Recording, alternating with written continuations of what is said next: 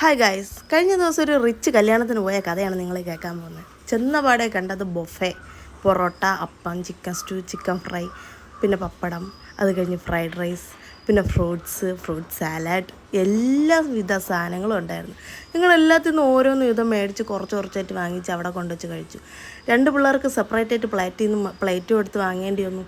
അവസാനം ഇളയവൻ തിന്നാത്തതുകൊണ്ട് അവൻ്റെ തൊണ്ടക്കുഴിയിൽ പൊറോട്ട കുത്തി ഇറക്കിക്കൊണ്ടിരുന്നപ്പോഴാണ് അവൻ പറയണേ എനിക്ക് പൊറോട്ട വേണ്ട, ചോറ് മതിയെന്ന്. പിന്നെ ഞാൻ എന്ത് ചെയ്തു, അവൻ്റെ പാത്രം എടുത്ത് അവൻ്റെ അച്ഛന് കൊടുത്തിട്ട് ഞാൻ കുറച്ച് ഫ്രൈഡ് റൈസ് വാങ്ങിച്ചു രണ്ടാമതും.